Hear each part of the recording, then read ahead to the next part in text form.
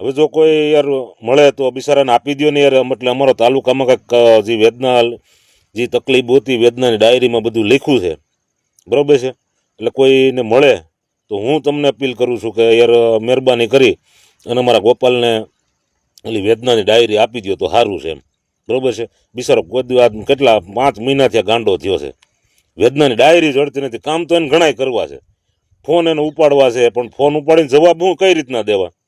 કારણ કે જે વેદના તમે મારા ગામમાંથી કીધું હોય કે ભાઈ મારા ગામમાં આ તકલીફ છે, બરાબર છે, તો એ એમાં ડાયરીમાં લખ્યું ને ભૂલાઈ ગયું હોય, ઓલું તો બધું મોઢે તો ભૂલાઈ જાય. હવે પછી મારો ફોન ઉપાડે તો હું કામની ઉઘરાણી કરું ને, ભાઈ મારા ગામમાં ફલાણી તકલીફ હતી, ઢીકડી પુરુષની તકલીફ હતી, એનું શું થયું? તો ઓલું ડાયરી હોય તો હાથવગી હોય તો જોઈને કેવા થાય ને, હા ભાઈ તમારા ગામમાં ફલાણું તકલીફ હતી, મેં લખ્યું છે, ભાઈ તમારો ટાઈમ સુવારો આવી જાય. પણ વેદનાની ડાયરી જ ખોવાઈ ગઈ છે આખી, તો શું કરશું હવે યાર?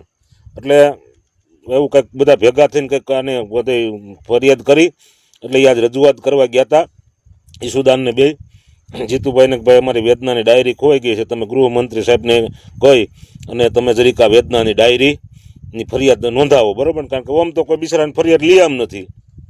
એટલે અટાણે હકીકતમાં ગોપાલ સાચો છે, પણ હવે વેદનાની ડાયરી ખોવાઈ ગઈ છે, શું કરવું એનું?